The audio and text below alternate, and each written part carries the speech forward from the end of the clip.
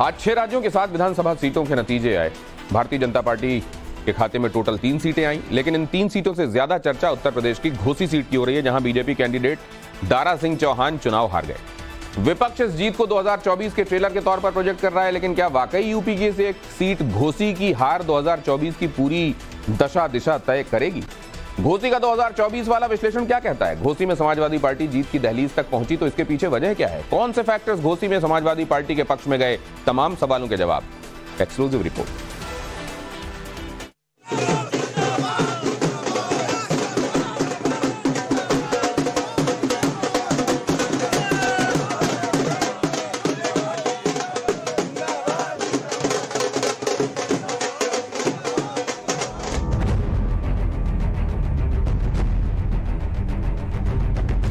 तो आखिरकार घोसी के सियासी घमासान में साइकिल तेज रफ्तार से दौड़ पड़ी। तो जाहिर है इंडिया गठबंधन के लिए सुकून देने वाली खबर है, जबकि एनडीए के लिए सेटबैक, क्योंकि घोसी के महासमर को विरोधी 24 का सेमीफाइनल बता रहे थे, जिसमें अखिलेश के उम्मीदवार सुधाकर सिंह विजयी रहे।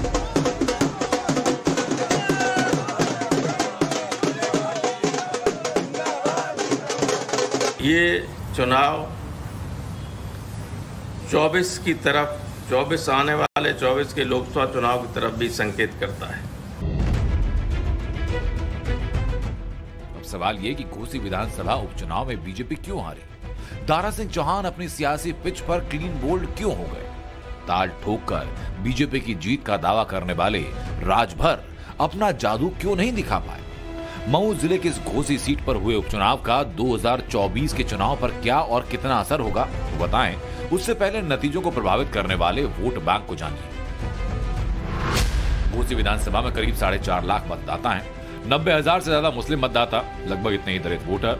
यादव मतदाताओं की संख्या करीब 60,000। 90,000 मुस्लिम और 60,000 यादव मतदाताओं ने एक मुश्त समाजवादी पार्टी को वोट दिया। 90,000 दलित वोट दोनों कैंडिडेट में बंट गए और फायदा समाजवादी पार्टी को मिला। कांग्रेस और बीएसपी ने अपने कैंडिडेट नहीं उतारे।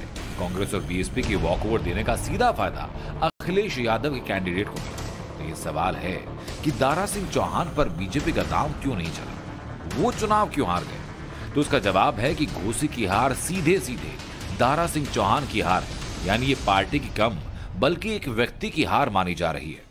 तो जिस तरीके से चुनाव का प्रचार हुआ और इस बात को पब्लिक को बताने में कन्विंस हुए कि नहीं, ये दल बदलू हैं और ये पार्टी बदल के आते हैं और ये फिर चुनाव लड़ते हैं, चुनाव जीत के जाते हैं, वो सफल हुए समाजवादी पार्टी के लोग, जिसका नतीजा है कि 1,24,000 वोट से 1,24,000 वोट पाए सुधाकर सिंह समाजवादी पार्टी के कैंडिडेट। लगभग 80-81,000 दारा सिंह को वोट मिला। कहा जा रहा है कि बीजेपी कैंडिडेट दारा सिंह चौहान को दल बदल की सजा मिली। चुनाव में बीएसपी कैंडिडेट का ना होना समाजवादी पार्टी की जीत में मददगार रहा, लेकिन खास वजह मुस्लिम वोटों का ध्रुवीकरण और दलित वोट बैंक का समाजवादी पार्टी के खाते में ज्यादा ट्रांसफर होना। समाजवादी पार्टी की जीत घोसी की जनता की जीत का परचम लहराएगी। सही मायने में ये श्रेय घोसी की जनता को जाता है, क्योंकि संकल्प घोसी की जनता का था दारा सिंह चौहान को सबक सिखाने का, और उनका संकल्प पूरा होता दिखाई पड़ रहा है। घोसी के सियासी घमासान में आखिरकार बाजी समाजवादी पार्टी के हाथ लगी। सपा के उम्मीदवार सुधाकर सिंह ने बीजेपी के दारा सिंह चौहान को चारों खाने चित्त कर दिया। तो सवाल उठने लगे कि जिस यूपी में योगी और मोदी का डंका बजता है, वहां पर बीजेपी उम्मीदवार की इतनी करारी हार कैसे हो गई? बीजेपी की रणनीति में चूक कैसे और कहां से हुई? दरअसल जब से घोसी में विधानसभा उपचुनाव की घोषणा हुई और बीजेपी ने दारा सिंह चौहान पर दांव खेला, इसके बाद से ही घोसी का एक बड़ा जो तबका था वो लगातार बीजेपी से नाराज चल रहा था। घोसी की सियासी फिजाओं में एक नारा गूंजने लगा था। वो नारा था, योगी मोदी से बैर नहीं, दारा तेरी खैर नहीं।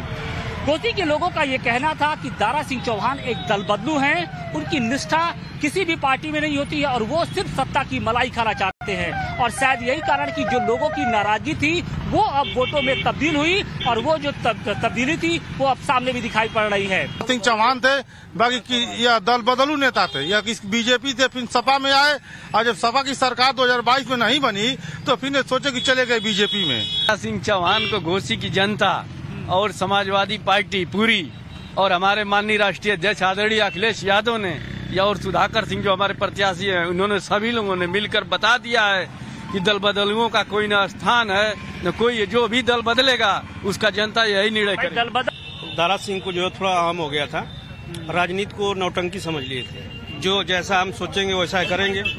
अभी जनता ने उनको 15-16 महीने पहले उनको जो है भारी मतों से रिकॉर्ड मतों से जीता करके घोषी से सम्मान के साथ वो किया था, लेकिन जनता का उन्होंने सम्मान नहीं किया और इसलिए हर वर्ग से जो है हर वर्ग में नाराजगी थी उनके प्रति और हर वर्ग जो है एक नेता को जो है वो भी घोषी के लाल को जनता ने झूम करके वोट किया है। दल बदलने से वो जो है एक साल में दल बदलते हैं, इसलिए ये हाल हुआ है उनका।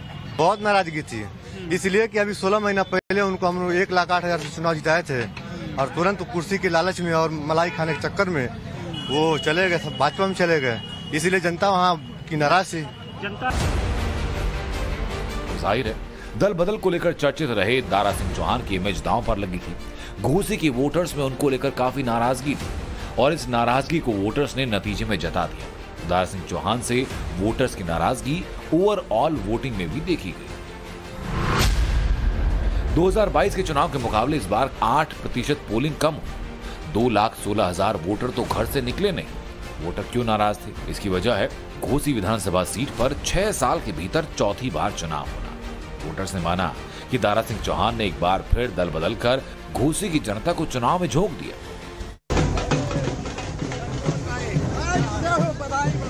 घोसी में मिली जीत से समाजवादी पार्टी ही नहीं, विपक्षी पार्टियां भी बेहद उत्साहित हैं और इसे 2024 का ट्रेलर तक बता रही हैं।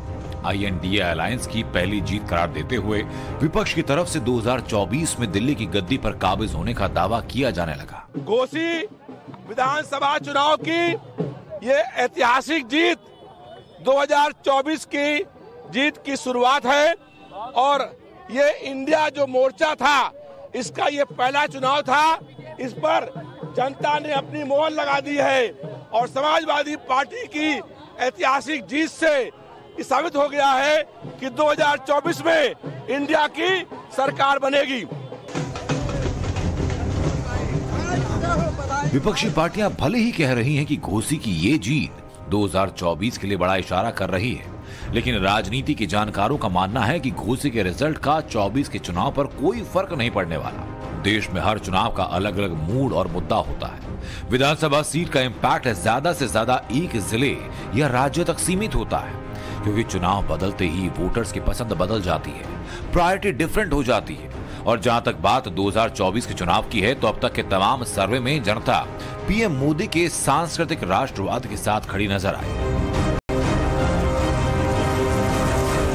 जहां तक यूपी के मऊ की घोसी सीट से बीजेपी कैंडिडेट दारा सिंह चौहान का सवाल है, तो भले ही बीजेपी के टिकट पर मैदान में उतरे, लेकिन वो बीजेपी के पुराने कैडर नहीं रहे। दारा सिंह चौहान के 40 साल के सियासी करियर पर नजर डालें तो 5 बार दल बदल चुके हैं। दारा सिंह चौहान 1996 में बीएसपी से राज्यसभा सांसद बने, 1999 में बीएसपी छोड़कर समाजवादी पार्टी से जुड़े, घोसी सीट से लोकसभा चुनाव लड़े लेकिन हार गए। 1999 में समाजवादी पार्टी से राज्यसभा सांसद बने, लेकिन बाद में बीएसपी का दामन थाम लिया।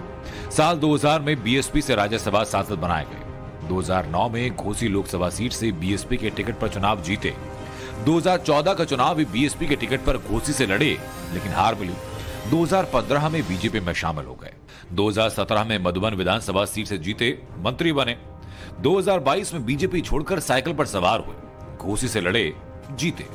15 महीने बाद 2023 में विधानसभा से इस्तीफा देकर वो बीजेपी में शामिल हो गए। दल बदल की यही राजनीति दारा सिंह चौहान के लिए घोसी विधानसभा उपचुनाव में सबसे बड़ा खतरा बनी। दारा सिंह चौहान ने मौके देकर बार बार पार्टी बदली और इस बार घोसी की जनता ने उन्हें नकार दिया। बीजेपी भी वोटर्स को यकीन नहीं दिला सकी कि भविष्य में वो फिर से पलटी नहीं मारेंगे और इस वजह से बीजेपी के कैडर में उतना उत्साह नहीं है।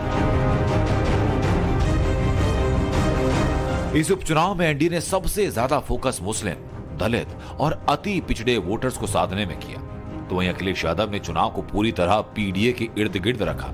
इसमें पिछड़ा, दलित और अल्पसंख्यक वोट बैंक को जोड़ने की कोशिश हुई। बीएसपी कैंडिडेट का चुनावी मैदान में नहीं होना भी समाजवादी पार्टी के लिए विनिंग फैक्टर बना।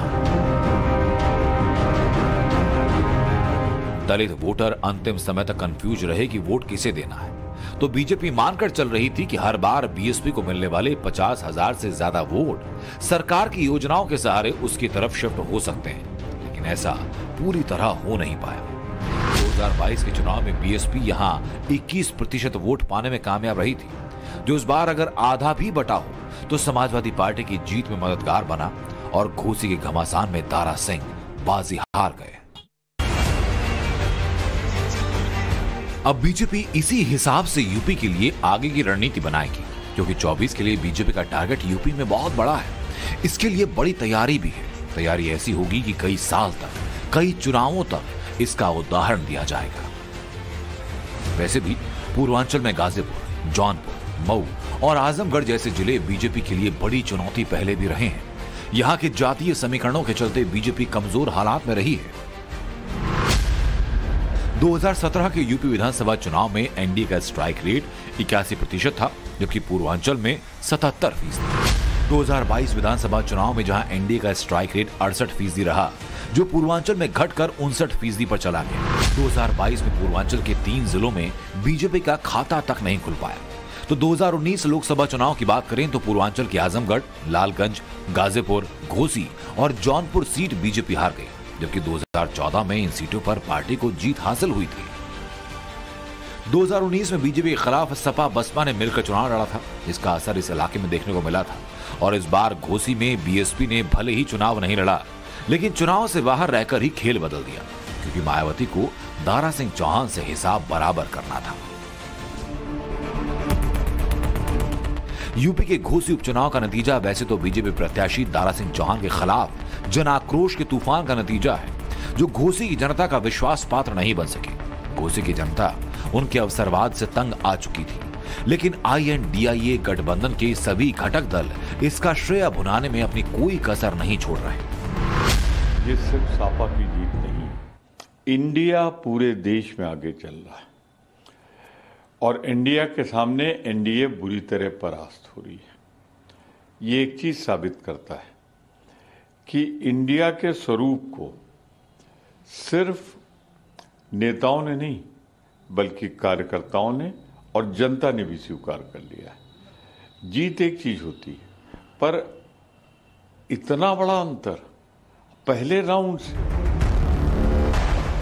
लेकिन जिन 7 विधानसभा सीटों पर उपचुनाव हुए, उनमें बीजेपी ने 3 पर जीत दर्ज की। बीजेपी ने उत्तराखंड की बागेश्वर सीट जीती। त्रिपुरा की 2 सीटों पर बीजेपी ने जीत हासिल की। त्रिपुरा की बॉक्सा नगर सीट पर बीजेपी ने 34,146 वोटों से शानदार जीत दर्ज की। तो धनपुर सीट पर बीजेपी 18,871 मतों के अंतर से जीत हासिल करने में सफल रही। झारखंड के गिरिडीह की डुमरी सीट पर INDIA अलायंस के JMM ने जीत दर्ज की, जबकि पश्चिम बंगाल की धूपगुड़ी सीट TMC ने 4,883 वोटों के मार्जिन से बीजेपी से जीती। केरल की पुथुपल्ली सीट पर कांग्रेस ने 36,000 से ज्यादा वोटों से जीत दर्ज की। बंगाल के धूपगुड़ी और केरल के पुथुपल्ली सीट पर INDIA गठबंधन की पार्टियों ने एक दूसरे के खिलाफ चुनाव लड़ा। 6 राज्यों की 7 विधानसभा सीटों पर हुए उपचुनाव में बीजेपी का स्ट्राइक रेट करीब 50% रहा। बात अगर घोसी के नतीजों को देखते हुए इंडिया अलायंस की करें तो ज्यादा खुश होने की वजह नहीं, क्योंकि घोसी में उपचुनाव न लड़कर भी मायावती ने अपनी ताकत दिखा दी। समाजवादी पार्टी के प्रत्याशियों की जीत के अंतर और 2022 में मायावती के उम्मीदवारों को मिले वोट में ज्यादा फासला नहीं, और जानकारों का मानना ये कि मायावती ने दारा सिंह चौहान को मात देने के लिए प्रत्याशी नहीं उतारने का फैसला किया। बीएसपी की तरफ से कहा गया कि उसके वोटर्स बूथ पर वोट देने न जाएं, अगर जाते हैं तो नोटा बटन दबाकर आएं। यही वजह है कि 6 साल में 4 चुनाव में पहली बार घोसी के मतदान प्रतिशत में कमी आई। पूर्वांचल की राजनीति पर नजर रखने वाले कहते हैं कि मायावती की पार्टी अगर चुनाव लड़ती तो शायद बीजेपी को फायदा हो सकता था, लेकिन चुनाव हारने की सबसे बड़ी वजह पार्टी के उम्मीदवार दारा सिंह चौहान, यानी ये हार ना तो पार्टी हाईकमान की है, ना इस हार का 2024 के चुनाव पर कोई असर पड़ेगा। यानी घोसी उपचुनाव के नतीजों का विश्लेषण यही कि कहीं से भी 2024 के चुनाव का लिटमस टेस्ट नहीं हो सकता। Bureau report, times now Bharat.